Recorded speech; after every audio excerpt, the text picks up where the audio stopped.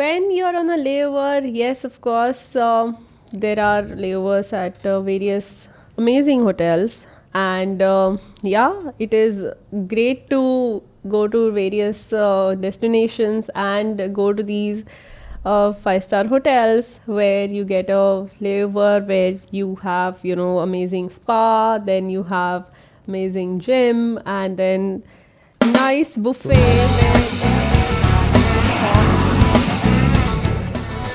Hello everyone, welcome to Aviation Podcast episode number 1.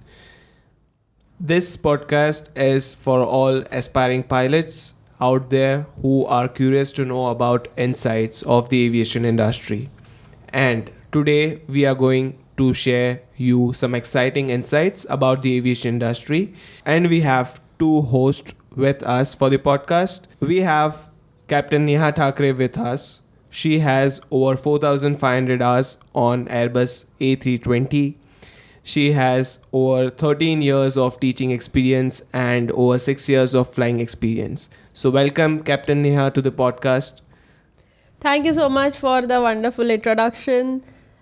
And we have two commercial pilots here with us, the Winged Engineer and commercial pilot Nilay Thakare. So here we are going to give you the information regarding various topics which you would be curious about, as we are going to discuss among ourselves, which I'm sure you would definitely enjoy. So the today's topic of discussion will be airline pilot versus student pilot. So let's dive into it.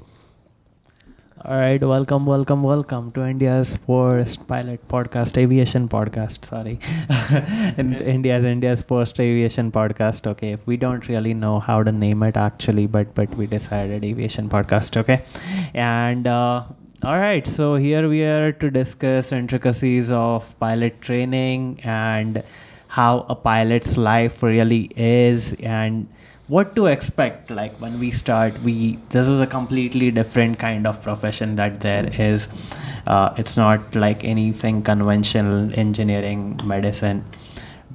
So what it really takes for you to become a pilot, and then how it is to become a pilot. So today we are gonna talk about the later part, which is how it is to become a pilot and what does a student pilot schedule look like, or what does an airline pilot's schedule look like.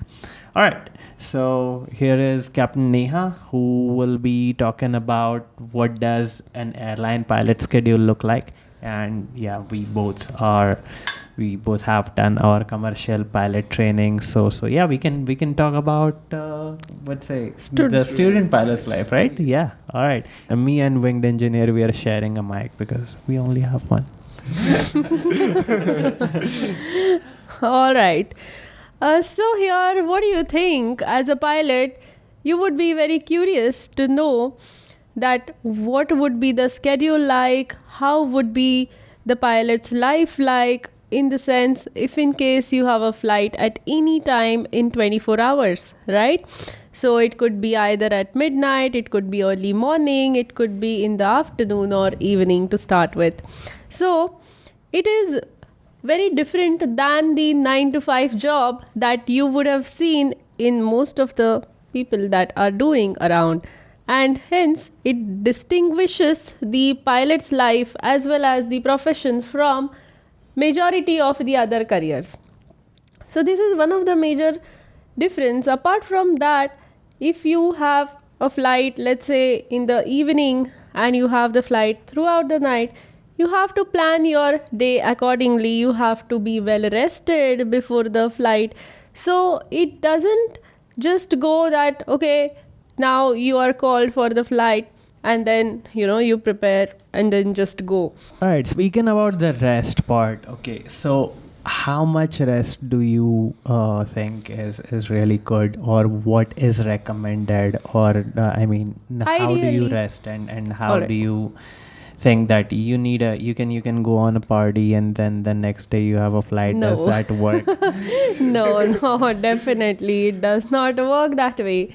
So ideally, you need to be rested for 8 hours, which is on an average majority of human beings require that much of rest. And before the flight, ideally it is 8 hours before the flight. Of course, if you are going for a party, then yes, you need to ensure that you are not under the influence of alcohol before the flight. So it is not a certain period of time. It would range from at least 15 hours to 24 hours depending on the intake. So you should definitely avoid doing. And what about things that are non-alcoholic but Okay. So those are prohibited. If in case now the new DGCA circulars have come up, which will come up with the random drug tests, and yes, of course, it is very important that no one as an aviator and as a pilot should be under the influence of that when it comes to flying and flight safety. Yes, yes. So- Totally, being a pilot, you should stay away from all the things which are banned for your flight. Like, Yes. you should not consume that things. Speaking about my student life when I was a student pilot, so what we used to get from the flight school was like a schedule or a roster in the airline terms.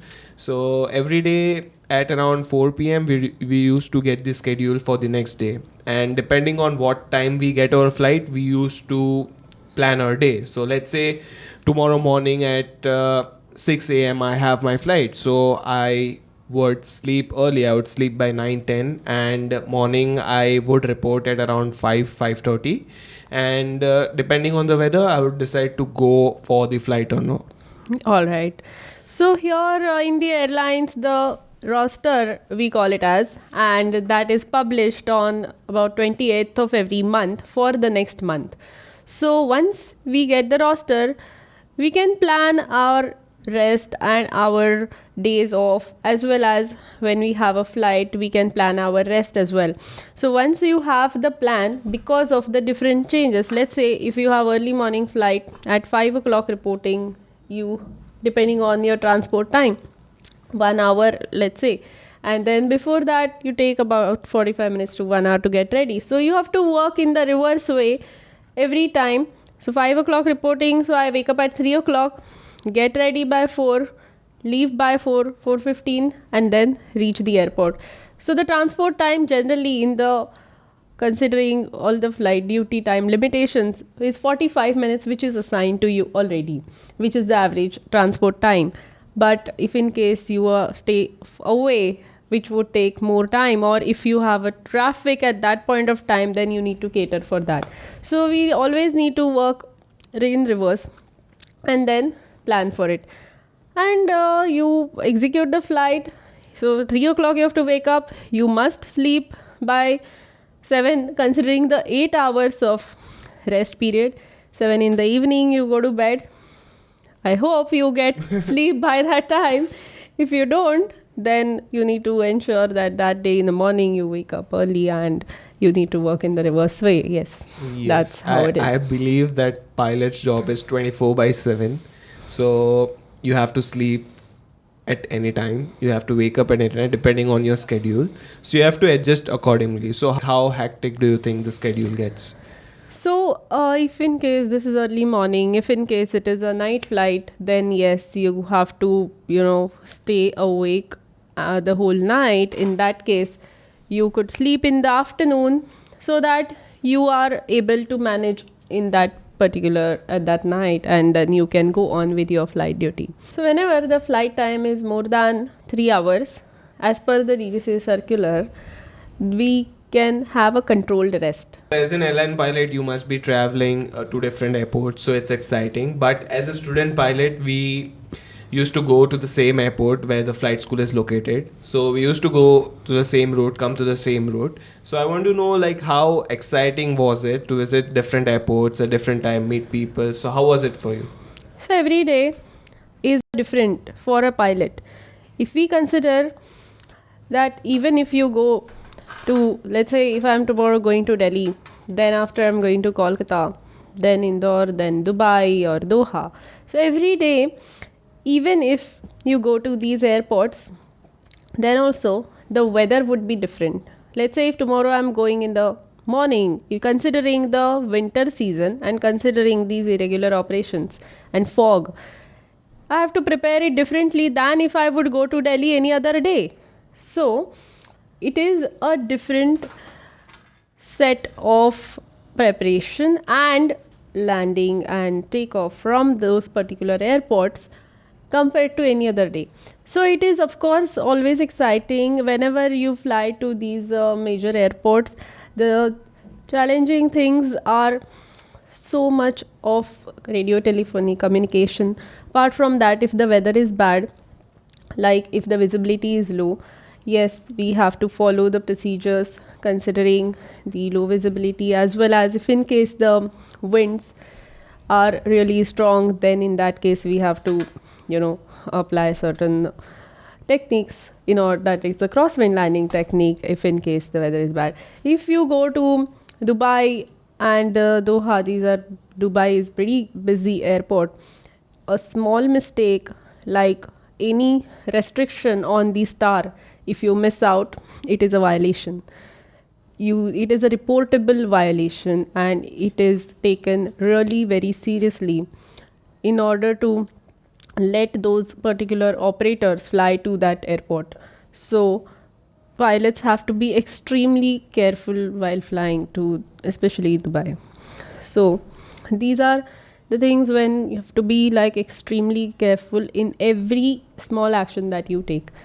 And yeah. Yes. So I would say like the main duty or the main purpose of pilot flying the aircraft is safety, like to follow all the rules and regulations. Yes.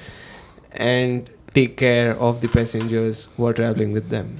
I mean, yeah, I get it. While you head to the I've seen you being your brother. I've seen you like you're completely in a focused mindset, and you're referring your iPad for probably what kind of aircraft it is, because even you have several types like say A320, A321 or Yes. something. Yes. A319, I don't think so, but No. maybe. Okay, so yeah, so you have that kind of things, and then what route you're flying, and then what would be the expected weather and TAF and all of those things, right? In our case, like, how do you, if you know the weather is bad and stuff, so in our case what we used to do is we would just cancel the flight being student pilots. Actually not student pilots, but we used to fly solos when we were private pilots, right? Correct. Private instrument rated pilots. Okay, then if the weather is not good, we'd just cancel the flight and not take any risks. Correct. But in commercial flying, like actual airline flying, it is not like that. You've gotta go, right? So if in case the weather is bad, if it is really bad, where there is a thunderstorm activity, where the winds are really gusting 30, 40 knots, if that is forecast, then the airlines will cancel the flight themselves.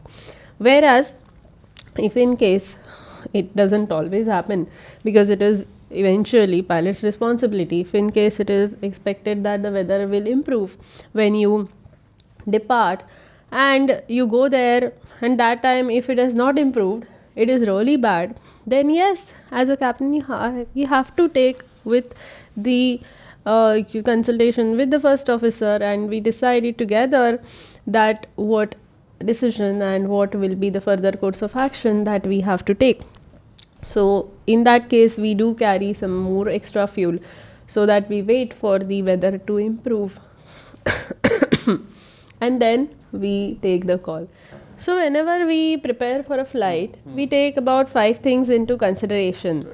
Like first is very important that the aircraft technical status. So if in case there is any kind of a minor fault, then we need to ensure that yes, it is acceptable, and what all things we need to follow as a pilot before we proceed with the flight.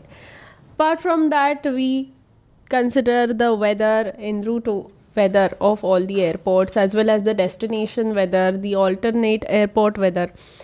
So that needs to be ensured and checked that it is above the minimum which is required for the landing at those airports. As well as we take into account the NOTAMs. So NOTAMs is basically notice to airmen. So there could be a closure of a particular taxiway which will be affecting at the time of arrival. So we need to ensure that yes, that particular closure we are aware of. Let's say you are landing on one runway and the rapid exit taxiway which you normally exit, if that is closed, then you must be aware of that. So of course there will be ATIS which will mention about it, but there could be lapse on their part. If in case there is then pilot is supposed to be is responsible for that. Instant, like where my instructor used to trick me. Like whenever I go for a flight, he used to tell me runway minor is closed. What are you going to do? I'm like, it's open.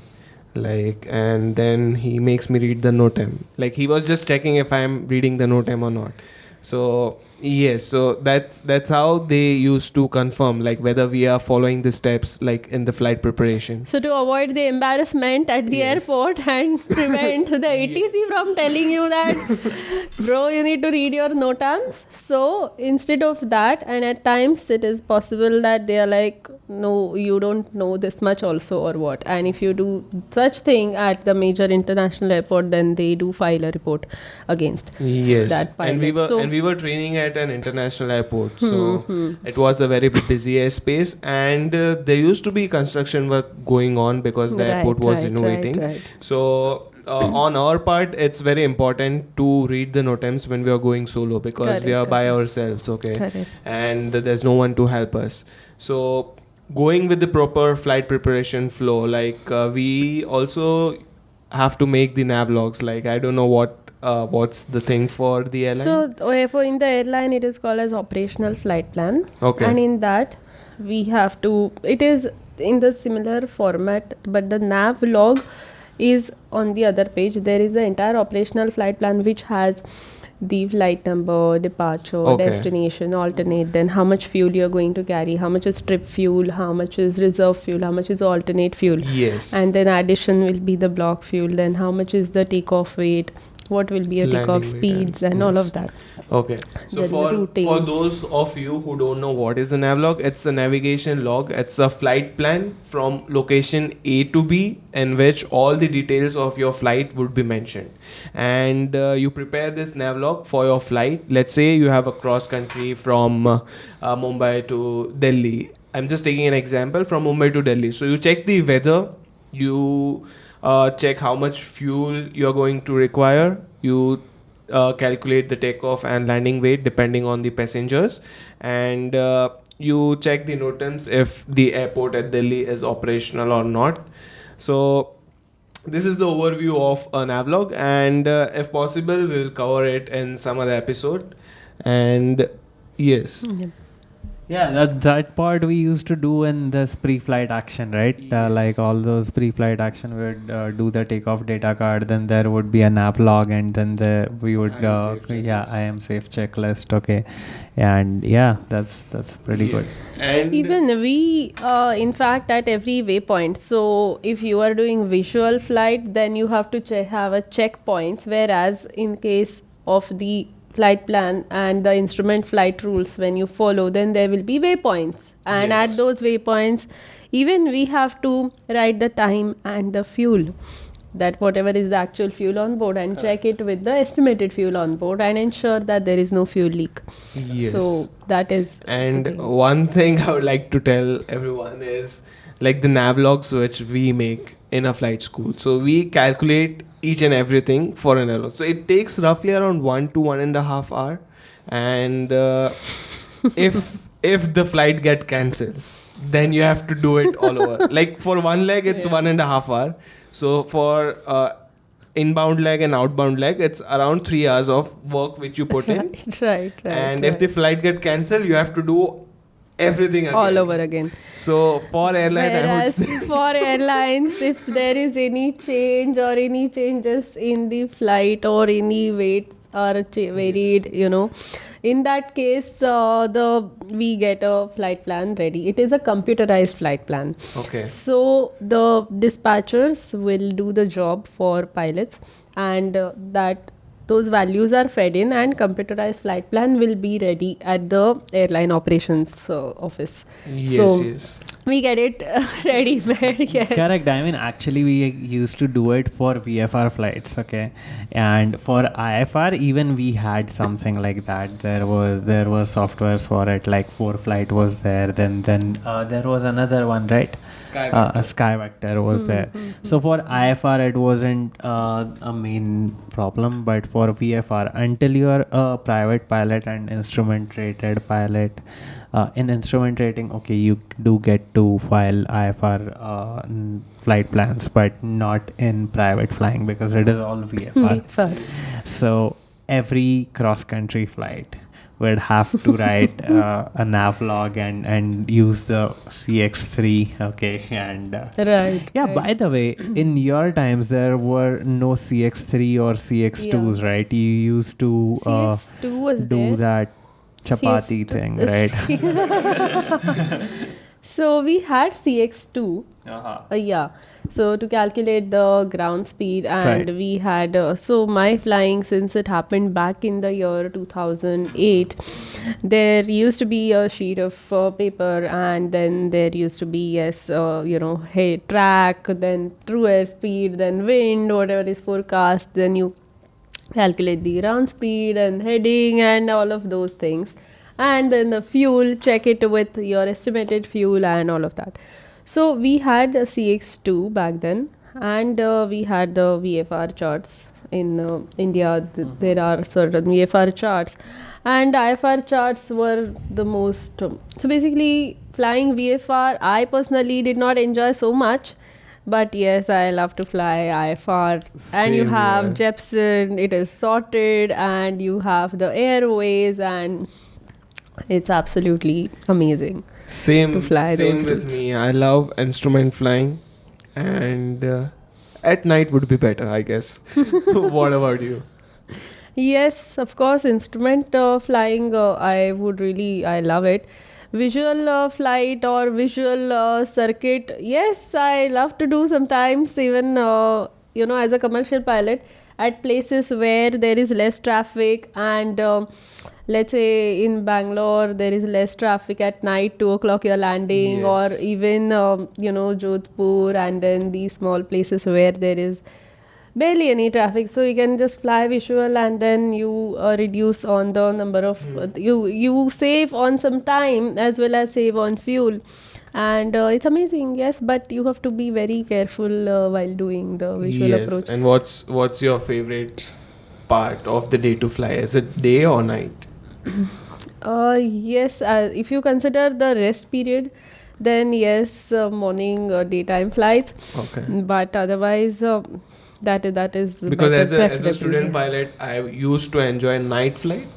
One of the reason would be the bumpiness in the air, because due to the heat during the day, the air would tend to be bumpy, and it won't be that comfortable flight on a hot day.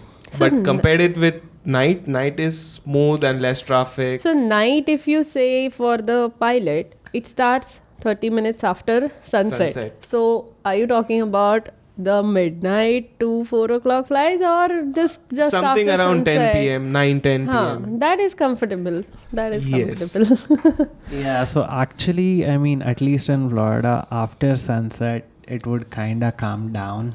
The afternoons would be terrible. Like, you would really struggle to maintain altitude. I mean, we used to fly those small Cessnas, right? So bigger the yes, aircraft, I of guess course, it's it gets easier. even much stable. Yeah. So even when you, I don't know, you wouldn't have flown Cessna 152. When I No. have flown 152, and when I We were switched to lucky. 172, I felt much better. It was much stable. Then when I flew multi-engine P68, it was even more stable. And now I'm flying 320, then it is much more stable. Unless, of course, if there are winds which are in the order of, 15, 20 knots, and then even more, then yes, here also we need to apply the correction. And if it gets gusty, like in Mumbai, in monsoon, it really gets gusty, and the winds are pretty strong. So that time, even if we don't the aircraft gets kind of, unstable at the last moment, then yes, we Yes. have to go around. So yeah, that can happen here also, like even with these big jets. Okay. Yes. So tell me something about your pre-flight check for Airbus A320. Like we used to do a like Cessna a pre-flight check within I would say 10 to 15 minutes, and we pretty much used to remember like what things to check, oil, fuel, and all. Okay. So how much time does it take to like do a pre-flight check for Airbus A320? So if you consider the time duration that it takes right from the time you go to the cockpit, if you know, we are two pilots. So Okay. we two of us for 15 to 20 minutes do the job in the Airbus 320. So Okay. that is the amount of workload basically shared. So is that the cockpit preparation thing, or it is so pre-flight, or majority part of the pre-flight was outside of the aircraft, whether the aircraft airfoils and everything is perfectly in shape or not, or has it been Right, affected? right. It so happened once I had my first night flight. Okay. So this is interesting. Victor Avila Ganzi. Okay, that might be bleep. Okay. So Victor Avila Ganzi, this is I'm a private pilot, okay, and I'm going to the apron. All right, first night flight of my pilot career, okay, very first. Now he had taught me how to do the pre-flight, and initially you do not remember each thing, so you refer to the checklist and make sure that okay, Everything. I'm going. And I had this habit of just taking my hands around the prop. Okay, I did that, and I mean felt something really sharp. Okay, so I was like, what is it? Okay. And then I checked. All right, Victor was right. All right, ready to go. Okay. I don't think so. You might want to check this prop. Okay. And then he checked, and we wrote down that the potential prop strike before. Okay. I mean, we did not. Okay, we were going for a flight, but then the flight before us was okay. So yeah, we called engineers, and then engineers checked, and they're like, yeah, this has been struck. Oh my Okay. God. Okay. And the previous student who flew it did not report it. Okay. Oh, okay. So that is the importance of a good pre-flight in especially pilot training. Okay. And yeah, absolutely in airline career as well. I mean, yes. but you have multiple levels where the airlines make sure that the flight is safe to go, including the decision of a captain. Then there are engineers, right? Yes, so the inspection is performed by engineer as well as the pilots. So it is mandatory that even the pilot must cross check and perform the exterior walk around before the captain signs the and accepts the flight. So even though engineer performs the walk around after arrival of the aircraft, and he performs the walk around before pushback, so engineer performs the walk around twice, and and the pilot will perform it once. So there are three times the walk around is performed around the aircraft. So basically it is required that you do a thorough walk around. So in our case, in the Airbus 320, pilot flying will do the mainly cockpit preparation, and the pilot monitoring will go for the walk around. So, for all the aspiring pilots who don't know what is a prop strike and what is a tail strike, so if this is a plane and this is the runway, so if the prop touches the runway surface, it is called as a prop strike. And when you are landing, when you flare too much, flaring is like pulling the yoke too much towards yourself. So the tail, when the tail strikes the runway surface, it is called a tail strike. Right? Yeah. Okay, so this were the two important things we Yeah. used to look during our training days, because as we are learning, we tend to make mistakes, and eventually we improve and we get control of the plane.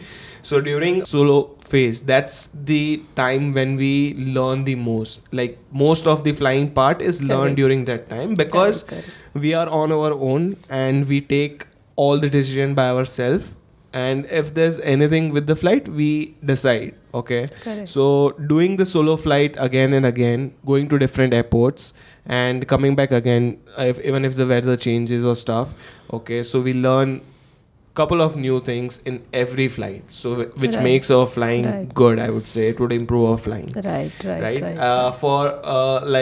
For instance, I got a 6-hour block, so I went to Tallahassee from Sanford, and while coming back the weather got a bit shady, like the winds were gusting and stuff, and the ceiling was low. Okay, so what I did was I hold for like 10 to 15 minutes, and after that I thought the weather would improve, but it improved a bit, and the forecast was saying like it's gonna deteriorate more. Okay, so all I had like two things, like go to an alternate or land at Sanford. Okay, but even at the alternate the weather was gonna go bad, so I was like, let's do it. If I'm not able to land with this wind, I'll go to the alternate. So I Okay. went in.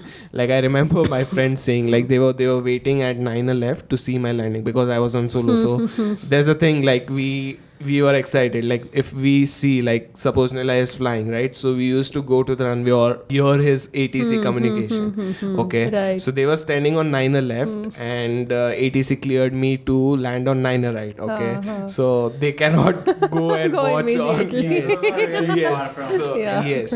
So I landed, like it was a good landing. So I learned in that landing like how to do a crosswind landing by myself. So I used the crabbing method and landed the aircraft safely, and I was back. So that Awesome, was awesome. one of my stories. Very nice. That's amazing. That's amazing. Yes. So recently I went to Dammam. So that time the earlier runway news was 16 right, and there are two parallel runways. So I prepared 16 right and 16 left, both of them. So we have two options. One is the primary flight plan and secondary flight plan. In case of the last minute changes, we can just activate the secondary flight plan and then we are ready even if there is a change of runway. So we don't have to do the entire preparation all over again. So I prepared for both, and then the winds reversed completely and the visibility dropped down to the minimum visibility required for landing. So both the things happened together, and that happened below about 15,000 feet. So prepared changed the runway, changed the entire flight plan again in the FMS. Thereafter went on for approach, and the ATC is reporting winds at 20 knots of crosswind. So I was like, if the visibility is slightly low, which was just limiting to for Cat 1 landing minima, which is Cat 1 ILS is that type of ILS which is the first category of ILS where the auto land is not allowed. So the visibility was just there, so it was okay. So I was just preparing for that, but when I came in, the winds were so strong, it was just getting the aircraft left, right, left, right, left, right. It was just banking like that. And then, but it was still under the control. So it was not to the point where any time, the aircraft was out of. If that was the case, then yes, I would have definitely gone around. But yes, it was in the control. The disconnecting, landed on the center line, like crabbed and then decrabbed. It was the feeling of you Yes. feel really good when feel you satisfying. land in the max like 20 knots of crosswind in the limiting visibility. You feel amazing. Yes, you So- feel amazing and you are satisfied for the day. Like Yes, it's like, of course. oh wow, I have done So a we good landed job in today. dust storm in Yes. the Low visibility. But Yes. I cannot imagine the pressure you would be facing at that time, having like 220 passengers on board and having the whole responsibility for your plane, like Yep. the safety. Okay, because as a So- student pilot, we don't experience that much pressure because we are the only one, and instructor is there to correct if there's any mistake, right? So But when you're solo, you are on your own. yes, solo I am on my own, but the passengers, okay, and A320 is a huge aircraft, right? So that pressure with time, let's see how it goes. Like, we are really excited to start our journey. Okay. So when it was such a smooth landing, I was like, wow, it was amazing. First I was like, aced it, excellent, amazing. So yeah, I Yeah, I loved mean, it. I think as pilots, we live and die for that moment, right? Like every time we land, there is a satisfaction, right? There Satisfaction, is yes. always a satisfaction, and you do remember that landing until you land for the next time, right? Like your last Yes, landing, yes. you always remember. Like if you close your eyes and remember your last landing, yes, every pilot will be able to remember that, right? Yep, absolutely. Yeah, basically, speaking of solo, right? Speaking of solo is, I think, it teaches you how to take a responsibility, right? Yes. Like until there is a first officer, there is an instructor in the cockpit, you're always like, all right, something goes wrong here and there. What to do? And then when it comes to solo, it's all you, right?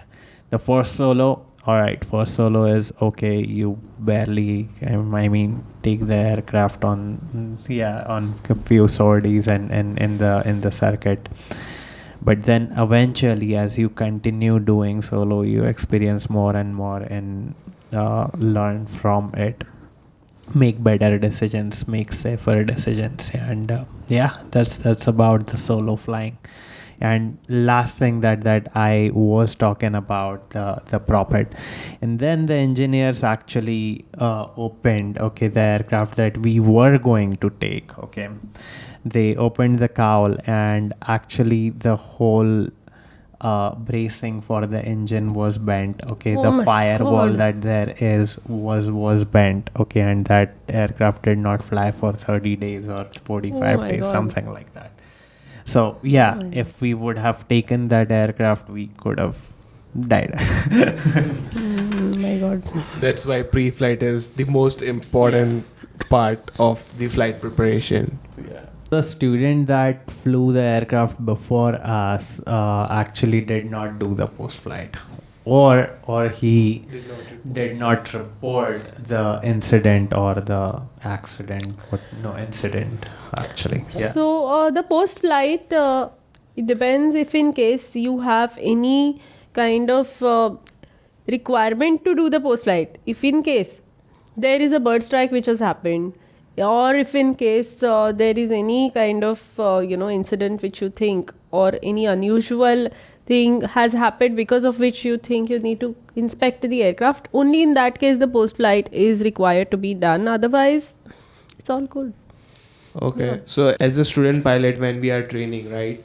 So when we are doing the post flight, so we just tie down the plane and we log in the hours, like how much hours we flew, and then we walk to the post flight briefing room. So in the flight, if anything is wrong, so we would just think, oh shit, I did not do this landing well, I did not do this maneuver well, now what will my instructor think, blah blah blah, that's the thing. Okay, so when we are about to enter, we just look at instructor's face and then we sit down, and then instructor tells me, okay, this is the thing you did not do, you need to improve on this, you need to do this maneuver better, okay, you need to work on your landing, something like that. So initially the flight like the post flight brief would go on for like 10, 15, 20 minutes because we are learning like in the private pilot.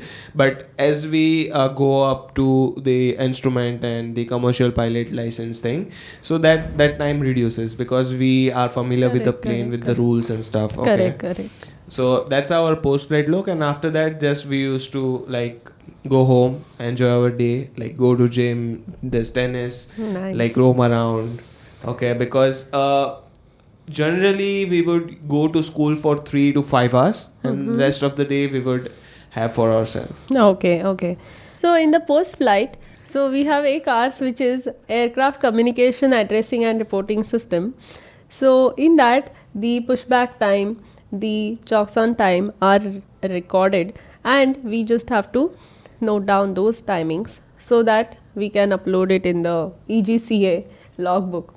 So once that is done, thereafter the captain, so I signed the aircraft tech You are the log, captain. and then yes, yes, I signed the aircraft flight record book that yes, there is nothing, the aircraft is good and sector has been performed really well, there is absolutely no snag in the aircraft, and I just sign it.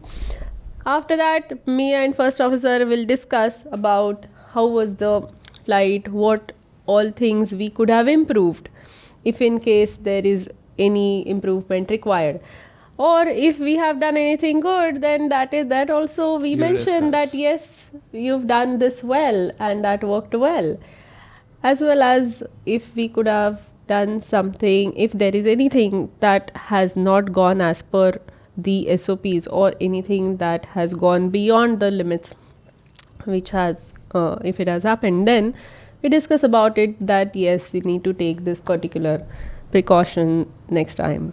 So yeah, that's about post flight.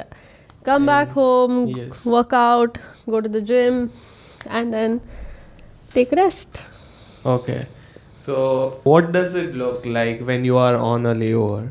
When you're on a layover, yes, of course, there are layovers at various amazing hotels, and yeah, it is great to go to various destinations and go to these 5-star hotels where you get a layover, where you have, you know, amazing spa, then you have amazing gym, and then nice buffet Buffet. where you go and then hog your favorite dishes, and yes, I really love it.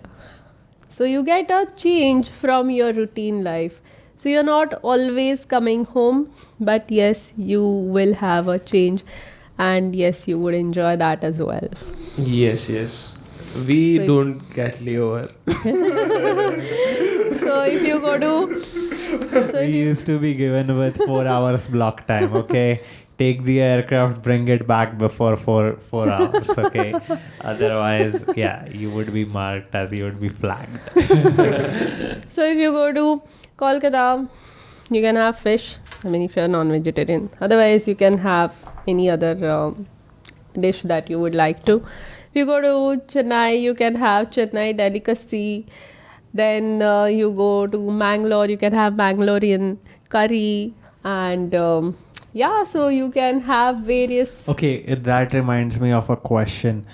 Are you an international pilot or a domestic pilot? I mean, this is the question. If I tell anyone I am a pilot, so this is the first Not- question people will ask. Yes. Are you an international pilot Or or a domestic pilot? So So please answer that.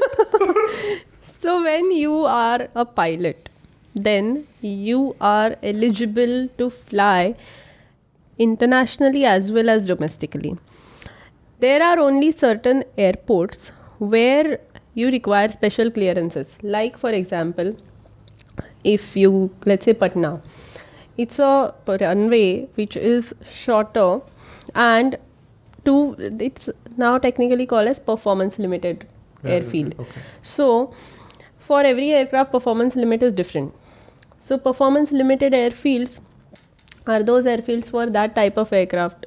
You need the special clearance. So you need certain route check. There are requirements which are laid down in the manual. So if you are a pilot, you can fly at domestic destinations as well as at international destinations. Of course, when a first officer and a captain is newly released and very fresh, then they are not allowed to go to certain international airports like Dubai, because of the amount of workload and the requirement and the SOP compliance that is required at such airports. So once you meet with that experience requirement, then you can fly to those destinations. There is absolutely no binding and no problem in that. I've heard like the Leh Ladakh airport is the most challenging to land on. Yes, it is.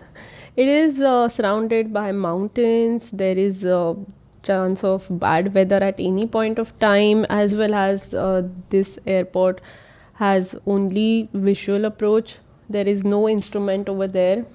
Apart from that, the elevation being 10,000 plus, the aircraft limitation itself needs to be respected, because not all the aircrafts have the limitation to operate at airports which are above 10,000. So at those places, and even you imagine you are descending and landing at a place where elevation is more than 10,000, whereas in the cabin pressure was earlier 8,000, and if you are descending to 10,000, so the pressurization needs to be with the help of the APU, that is the auxiliary power unit, and so those changes are there at the Leh Ladakh airport, as well as because of the reduced density, the thrust production is also less. So in the afternoon it gets really challenging. So the cabin pressurization, in Airbus, can you set the pressure altitude of the cabin? Yes. So normally it goes maximum to 8,000 feet. Now landing into Ladakh, you are landing at a So place it could where go as low as 8,000 feet. 8,000 is maximum cabin altitude. Correct. And when you land, then that time so from 8,000 you actually land at where the cabin altitude and airport altitude should be the same. Correct. Right? Then only the door will open. Correct. Otherwise door will not open. Yeah, correct. All right. Yeah. So whenever land at such airports, then the cabin pressure needs to be equalized with the airport pressure in order to open the door. Otherwise cabin crew will be thrown out of the cabin. Correct. More on this on CNTAA Technical General, okay? Yeah. Just sign up for demo lessons on CNTAAonline.in Technical General CPL. It will cover the chapter of Technical Pressurization. Pressurization. Okay. All right. Yeah. So, yeah, absolutely. Yeah, I mean, the pressure outside and pressure inside the cabin needs to be the same before the door opening. Opens. And door opens. So you open the outflow valve or something like there is a manually you can open the outflow valve and then equalize the pressure. Otherwise the cabin pressure warning light will come on before when you open the door. Yeah, in Cessna there is no pressurization or anything like that, okay? So you can open the window whenever you want, okay? And do whatever you want, just don't throw anything, because yeah, we were speaking about logbooks, right? Yes. These are the logbooks. So what now? Now there won't be any logbooks anymore, or So in India, if you want to do your flying, then there is no requirement to maintain this hard copy logbook, and you can log all these hours in the EGCA logbook. So we need to have now logbook submitted to DGCA, or we just need to pull up EGCA? If you have flown after 1st Jan 2021, then you will need to log those hours in EGCA.